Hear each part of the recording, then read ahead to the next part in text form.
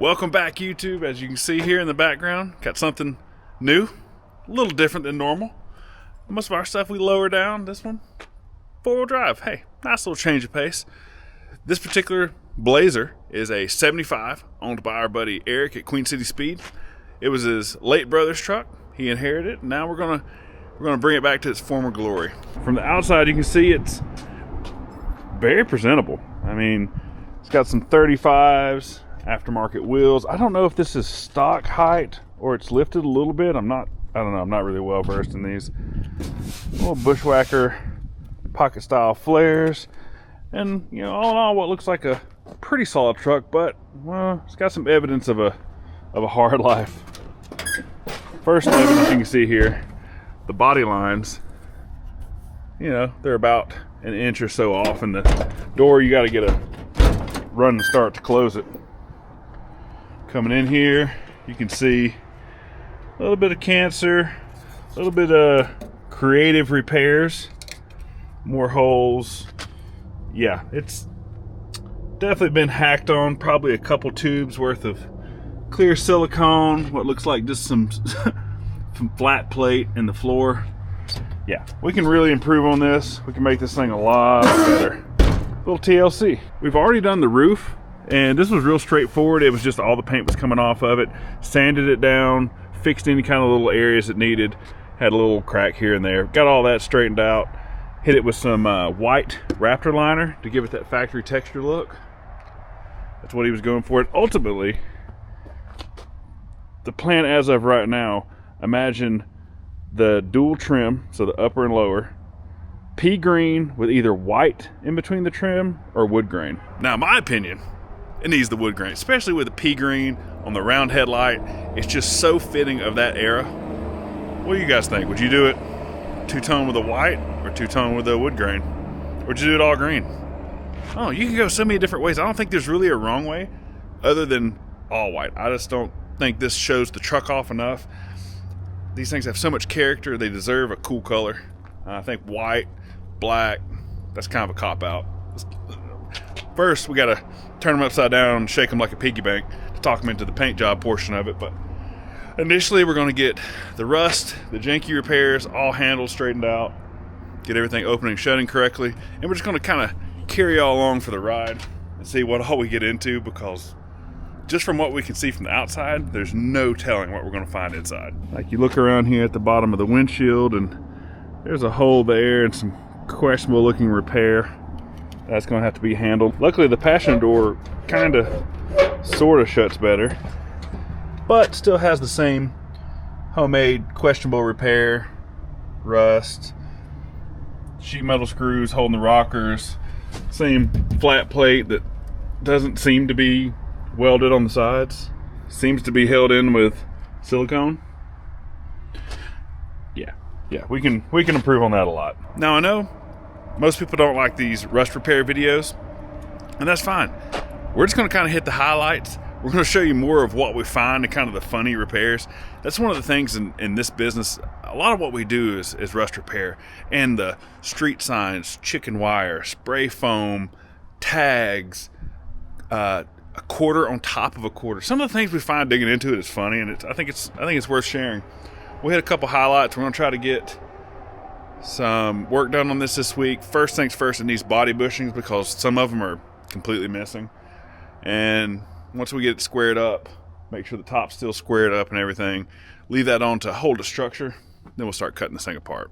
You see we got her gutted out here, and Easy over here working on our silicone situation. It's got about $50 worth of silicone in here, and we're suspicious that these pans aren't welded in. It doesn't look like it. Like I use the old Gerber there and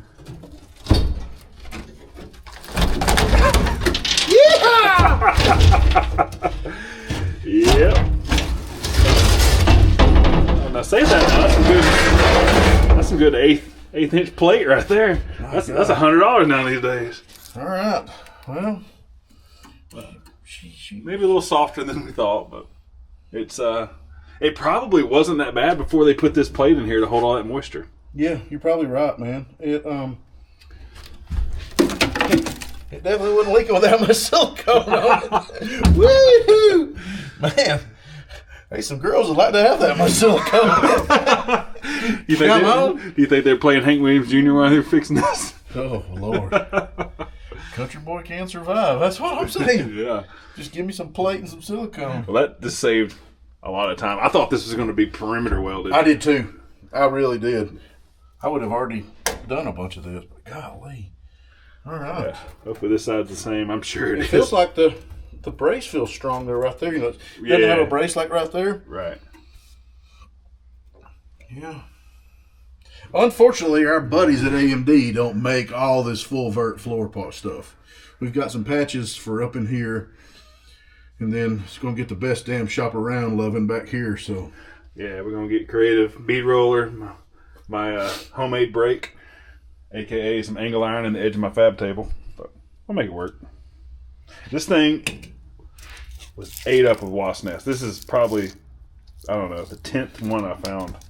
Good thing we didn't start working on this in summertime. Amen. I'm as allergic as I am. Yeah, I had to put the ER visit on the tab.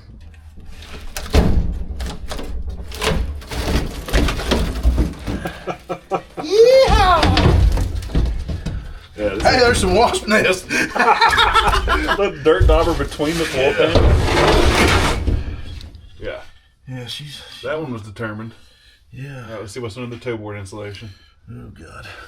See if the heater core's been leaking. Oh, look at them. Dude, we got roaches.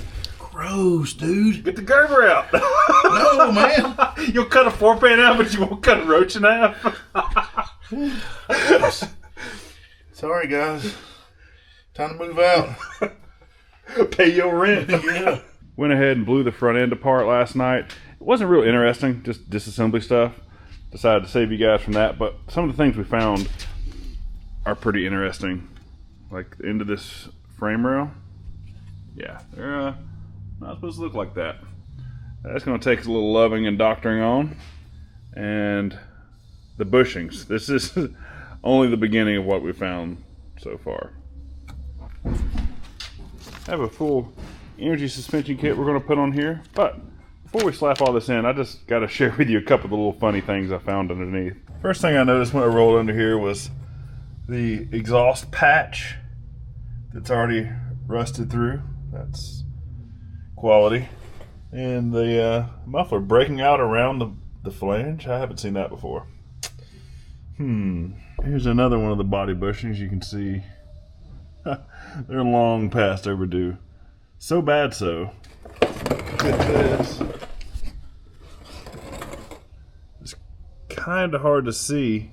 Can't really get the camera up in there, but the bushing here is so collapsed that the pan is actually sitting on the chassis. And that might be partially due to the bushing right there that's completely missing. As I was rolling around, I just grabbed on this quarter panel and noticed that it's not even attached at the back. That's going to need some love. The body bushing at the back here, you can see there's the top and the bottom. Well, it was laying down in the frame rail, just barely being held by the fuel tank. And looks like the studs broke off, so that won't be fun. Carriage bolts, never heard of her. Just to show you all the difference. The top there is the factory sleeve and washer. Obviously you can see it coming out the bottom. Look, look at that difference. These are not lift, like this isn't a body lift. That's just body saggage. Ugh, gotta get these cleaned up so we can reuse that sleeve. Keep going. With this urethane bushing kit, you have to reuse the sleeves in 3 of the bushing locations. And as you can see, these bushings, well, they are toast. Look how it's, the rubber collapsed so bad that it actually collapsed the end of the sleeve. See how it's mushroomed down on itself? And honestly, I don't even know if you can buy these. I didn't even look them up. My first instinct, because I work on so much odd stuff that you can't buy parts for, I just whipped this up some. 2.5 inch washers, and I had some sleeve that was the same thickness as what I believe that used to be, and I measured the height to what I think that it should have been, roughly, and tigged them up. Laid down some little dimes there. Yeah. Old and busted. New hotness. Today's the day we start cutting this sucker up. And I've already got started. When it comes to a vehicle that, well, I'm not terribly familiar with, at least the full convertible Blazers, I like to start by cutting it out, cutting the rust out in little sections like that. That way I can sneak up, kind of see how everything's put together, what's layered on top of what. And I don't know, makes it kind of fun just to find the little secrets and the little presents. Like a little mouse apartment we found here. Like we talked about, it's got this inner stiffener box, which is crusty and rusty as it looks. It's actually really solid, surprisingly. It had drain holes. You can kind of see there was one there, but it was stopped up with this rock. So that rock caused all of this to accumulate. I'm sure there's another drain hole up here, but I mean, just look to give you an idea. Let's see. We're about that deep in dirt and debris and rust. Yeah, get all this stuff swept out of here, vacuumed out. Then we'll start just kind of working our way back, cutting the cancer out until we find some good solid metal to weld back to. So as you probably remember, I showed you the rocker was held on 1, 2, 3, 4, 5, 6 screws, 7 screws, 8 screws, and about 3 tack welds on each side. Peeled the rocker back to find the rocker. Huh. Yeah, I never took the old one off. You know, why would you take it off and cap another one over it? And, you know, it's been on there long enough where it's already got rust holes in it. Only the highest quality work on this rig. All right, Taylor. It's a mess, right? Yeah. Is it as bad as you thought, though? Well, yes and no. My thing here, what I'm about to, as you can see, we got some donor metal here because we need a jam piece, but you can't buy just the striker area. You have to buy like the whole jam, which is $900. This was at a junkyard. I don't know how Eric worked it out, but he got us a couple of these. What I'm excited about is I'm about to take out the last screw and see what's behind this. Oh boy.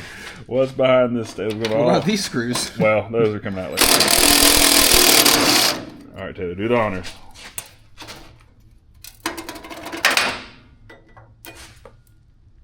Oh, that's not as nearly as hacky as I thought it was going to be. Why was that even in there? I don't...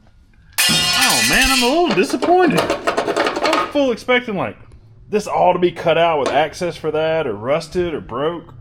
It's just... normal. A striker plate. Is it? That's anticlimactic. It's not like that would have done any kind of reinforcement or nothing. None. I mean, obviously, we're replacing it because of this. That's the main concern. I thought it was going to have something similar there. You're going to be able to get, I'm guessing we're going to take the top back off or lift it up a little bit to get... Yeah, we're going to lift it up and set it back. That's why I've welded in these braces, which we haven't talked about yet, but... Roll bar? Yeah! This is Baja bars. Yeah, hell yeah. You don't need doors when you got some 1x1 eighth wall. Tied in, side to side, front to back. I didn't do one across this way because, I mean, the dash is going to hold it, but it's fine. And one thing I like to do right here, is shed a little light on this situation, is I like to put a little 1.5 inch spacer off here, and then on this side I space this back. That way when we get all of this metal in here, I can leave the bars and we can fit and adjust the doors with that there, just in case. Reason being, in case this needs to move or that needs to do something, at least it's still tied together in there. We can open and shut the doors. Once all that's happy, a little sawzall action, little grinder action, we can use that later. Sawzall? Yeah, when we build Vega wheelie bars or something. Why you gotta bring that up? What, the Vega or the wheelie bars? That's for a later video, both. Yeah. And what I mean by leaving that in there and fitting everything is, once I get all this metal put in, because this thing is so rough and there's so much structural things that are going to be missing, and missing the top, everything's going to get either clecoed or sheet metal screwed into place to begin with. then I'll fit it around. That's why it's important to be able to open the door. Also, new hinges. Open the door, new striker, everything's nice and happy with sheet metal screws. And Clecos, we go back and buzz them in one by one. Now this is truly impressive. Started, like I said, like to rough cut the panels off. And started hacking on the rocker. Notice, wow, that is a bunch. I mean, a ton of dirt that came out of the rocker, and I looked up and it is packed absolutely full. That's a first for me. For lunch today, Queen City Speed can of worms, K5 flavor. Yikes. With most rust repairs, you can kind of anticipate you're going to find some kind of little extra surprise hidden.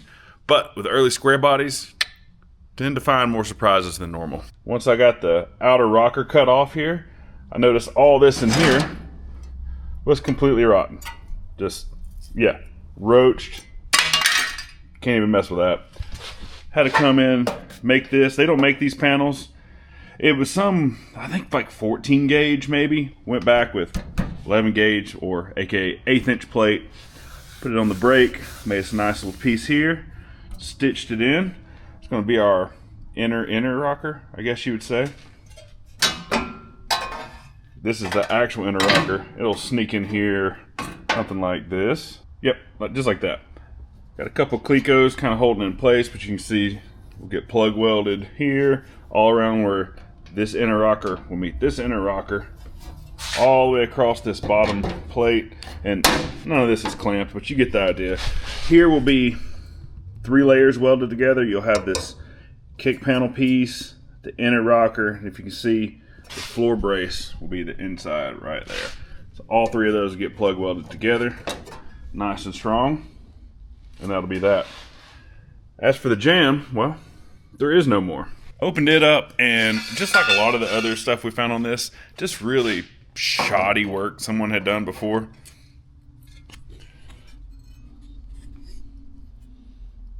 You see they used some kind of panel bond on top of rust, and then they left the old quarter panel. You can see that little piece right there. That's the old quarter.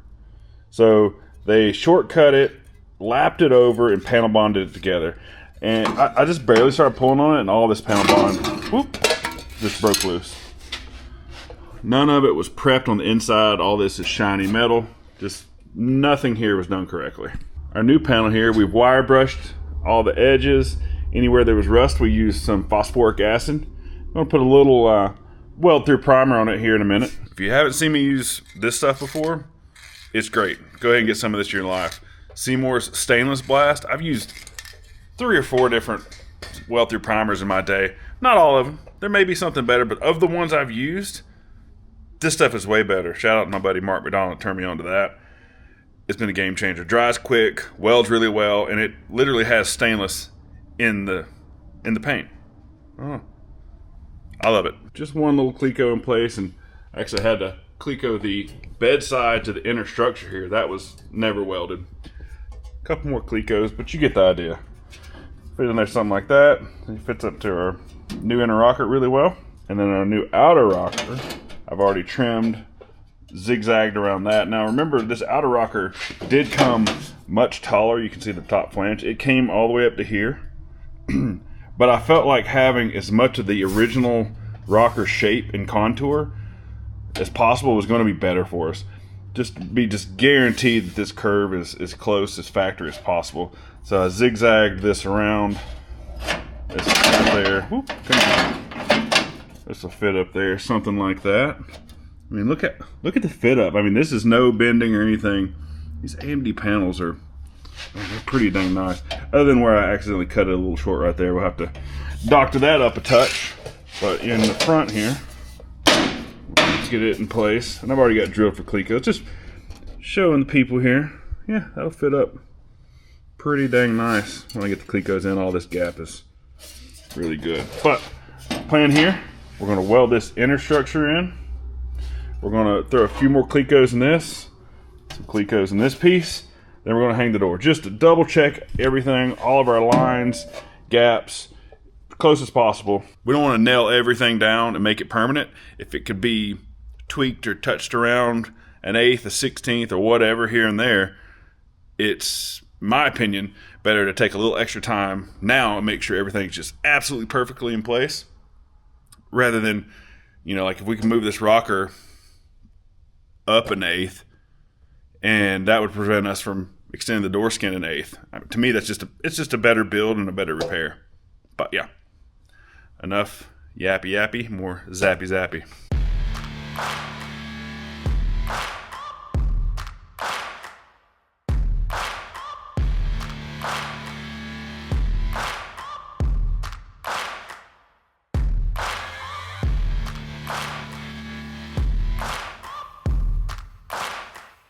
This rocker, she isn't going anywhere.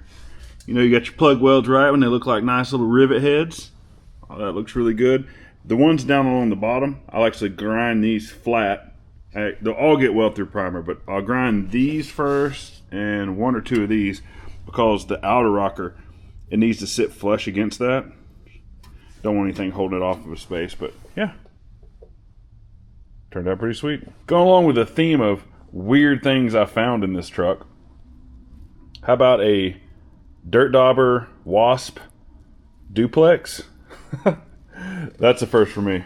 With a door striker held in place with some Clecos and some screws, went ahead and put the striker in place. And I will note on these, the striker is not supposed to look like this with something missing in the middle. Nope, not that one. Not supposed to look like this with a piece of fuel hose or heater hose over it. Nope. It's supposed to look like this with a nice snug piece of plastic over it right there. What that plastic does is it creates like an exact tolerance for the latch to grab onto, but not being metal, it softens the blow, makes the latch just work a lot easier, and it being plastic also doesn't wear the latch side out. It's kind of like a wear item, basically, and they will wear out. They're like $15. They're in the help aisle at O'Reilly's. Like, if you're fighting alignment on a panel or a door especially, check that it's there, and sometimes it'll be there, but it'll be kind of loose. It'll kind of jiggle around. If it's doing that, you're just going to be chasing your tail. Just go ahead and get a new one. And for those people that tell you to put a piece of PEX around it, that's kind of like a Band-Aid. Like if you needed just to cut a piece of 3/4 PEX, pop it on there just to get the job done, that's fine. But with it having a split down the side of it, that's not going to work, because most people will cut the pipe and then split the side and pop it over it. At a minimum, you would have to disassemble this whole thing, take the washers out, and put the PEX on from the backside. And at that point, just get a new striker.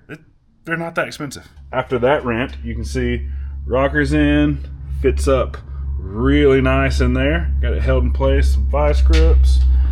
For the quarter, well, that's still kind of flip-flopping around, but here is the most exciting part of the whole thing. Wow, that's pretty dang good. Just as a reminder of what it started like, I haven't done the driver's side yet. Yeah, see the body line?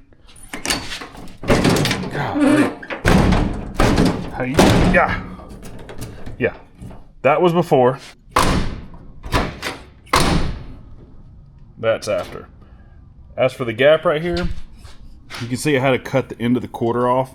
All this in here was just so boogered up with that factory jam. What I'm going to do is make a nice little template for the curvature of that quarter panel, and I'll take over to my anvil and just sit there and just roll a nice little bevel, a little 90 degree on it.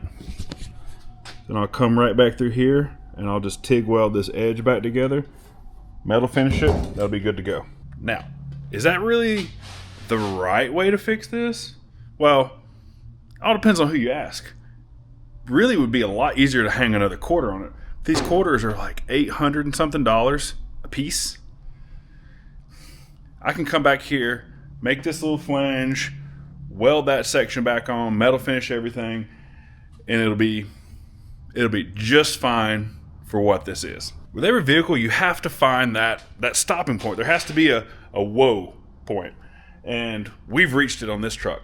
The whoa point for this one was, hey, it's solid, it operates correctly, and it's safe. There's still some pits and rust in that inner tray pan and up in this, I guess you'd say, B-pillar bedside thing, but it's just pits. It's going to get wire brushed, It's going to get chassis saver, which is a rust inhibiting paint. It'll be fine. Eric's goal with this truck is what he keeps calling a beach cruiser. Something that he can go and haul his boat, throw his dog in the back. Doesn't have to worry about. This isn't a Barrett Jackson. This isn't a Riddler winner. No, this is just a good, solid truck that him and his wife and his dog can go enjoy and not have to worry about. Get a wet dog in this thing. It's going to have like Line-X floor or Raptor liner, but you know what I'm saying, a bed-lined floor in it that you can just wash out. Totally different from my Blazer. A lot less stress. In case you think that gap's awfully big, which it does look like it is, but I'll show you the lower bedside piece we cut off still has the factory flange on it, the part that I'm going to recreate, and I'll show you how the gap just closes right back up. Here we go. There's the little flange part we talked about. And there's the huge gap. Once you put that on there, now you can see there's still a little cleco there, but once that flange is on there, look how nice that gap looks. When I cut this bedside off, I really took my time, made sure I made a really nice cut right there. I could butt that back together, TIG weld that. Yeah, no problem. Not as big a problem as trying to hold it with one hand. As you can see, the gap here to our new weather strip is just money. Up here on the A-pillar at the bottom, we start maybe a touch big. We get, along in here is about what it should look like. And then it gets tight and then it gets loose again. It's kind of all over the place. I'm like 99% sure this is, not only is this a door from a truck, not a Blazer, I'm pretty sure this is a replacement door from way back in the day. Just going off of the way some of the welds are in the jam and stuff, I just don't think this is an OEM door. So I didn't really expect for all the gaps to be perfect. But it's a good starting point. Once the A-pillar is lined up, all the glass is lined up, and the glass is centered in the tracks, that's a key point of that. That's how we know we're on the right track for what we're doing here. But we won't set any final gaps until we get the core support back on and the fender. We'll get everything kind of roughly in here about where it needs to be. Everything handled around here. Other side done, pans in, done. Then we'll set everything at once. Because that little bit of weight on the front end and having things tied in together, it could change it. With this being a full convertible, I'd rather take the little extra time and put that on because all that has to be gapped regardless. Peeking around here on the inside, it's another indication that we're on the right track. If you look at the gap between the door and the pinch, it's pretty much exactly the same all the way around. Yeah, we're on the right track. That's it for this week. Ran out of time, ran out of daylight. It's going to have to wait until after Christmas. And in case, it's probably coming out the day before Christmas. Anyway, not working next week. Going to enjoy some time with some friends and family. We'll get on this later. If this is stuff that y'all are interested in, if you have any interest in sheet metal work, which I know a lot of you don't, but we can sprinkle this in a little bit. I do a lot of rust repair on everything. Quarters, floors, trunk pans, custom everything, as you remember from that one and that one. If it interests you at all, let us know. If you want us to do more mechanical stuff, more regular fab, we can do that too. This is just a pretty neat project for a good buddy of ours. Thought I'd include it because it's kind of interesting when you get into these old trucks and see all the Tom hackery, for lack of a better term. Never know what you're going to find. Anyway, enough rambling. Let's get out of here. Like, share, subscribe. We'll see you next time.